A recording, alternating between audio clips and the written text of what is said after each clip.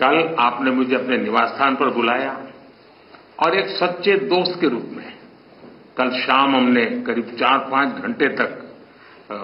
साथ रहे। अनेक विषयों पर हमने बातें की और मुझे खुशी हुई कि यूक्रेन के विषय में हम दोनों अपने अपने विचार खुले मन से, विस्तार से हम उसकी चर्चा कर पाए और बड़े आदर के साथ एक दूसरे के विचारों को हमने सुनने समझने का प्रयास किया। आपने देखा होगा कि G20 में भारत G20 की सफलता के साथ साथ ग्लोबल साउथ की आवाज बनकर के मक्कमतापूर्वक अपनी बातें रखता रहा है और उसके कारण स्वाभाविक रूप से आज ग्लोबल साउथ की दुनिया में शांति की जो आकांक्षा है, अपेक्षा है, उसको भी मैंने भली भांति कल आपके सामने प्रस्तुत किया था। एक्सेलेंसी, युद्ध हो, संघर्ष हो, आतंकवादी हमले हो, मानवता में विश्वास करने वाला हर व्यक्ति जब जानहानि होती है तब बहुत पीड़ित होता है, लेकिन उसमें भी जब मासूम बच्चों की कत्ल होती है, मासूम बच्चों को मरते हुए देखते हैं, तब हृदय छलनी हो जाता है और वो दर्द बहुत भयानक होता है। और इस विषय में भी आपसे विस्तार से चर्चा हुई। एक्सेलेंसी, एक मित्र के नाते मैंने हमेशा कहा है कि हमारी भावी पीढ़ी के उज्जवल भविष्य के लिए शांति सर्वाधिक आवश्यक है, लेकिन मैं ये भी जानता हूं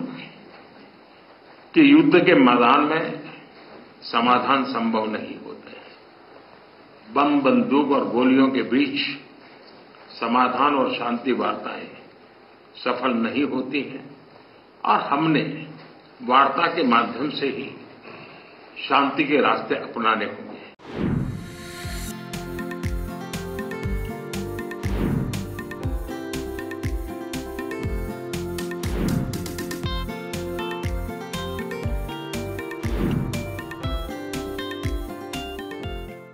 कल आपने मुझे अपने निवास स्थान पर बुलाया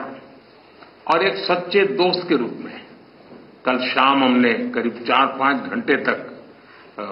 साथ रहे। अनेक विषयों पर हमने बातें की और मुझे खुशी हुई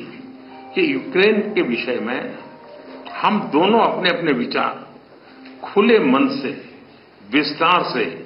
हम उसकी चर्चा कर पाए और बड़े आदर के साथ एक दूसरे के विचारों को हमने सुनने समझने का प्रयास किया। आपने देखा होगा कि G20 में भारत G20 की सफलता के साथ साथ ग्लोबल साउथ की आवाज बनकर के मक्कमतापूर्वक अपनी बातें रखता रहा है और उसके कारण स्वाभाविक रूप से आज ग्लोबल साउथ की दुनिया में शांति की जो आकांक्षा है, अपेक्षा है, उसको भी मैंने भली भांति कल आपके सामने प्रस्तुत किया था। एक्सेलेंसी, युद्ध हो,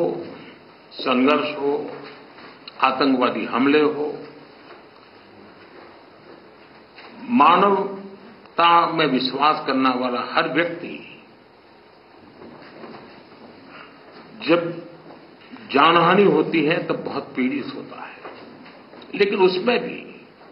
जब मासूम बच्चों की कत्ल होती है, मासूम बच्चों को मरते हुए देखते हैं, तब हृदय छलनी हो जाता है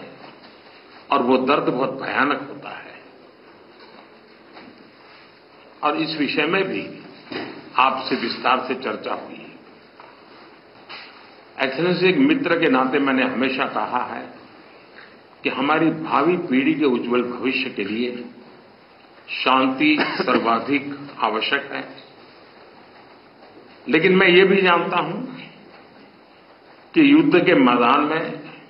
समाधान संभव नहीं होते। बम, बंदूक और गोलियों के बीच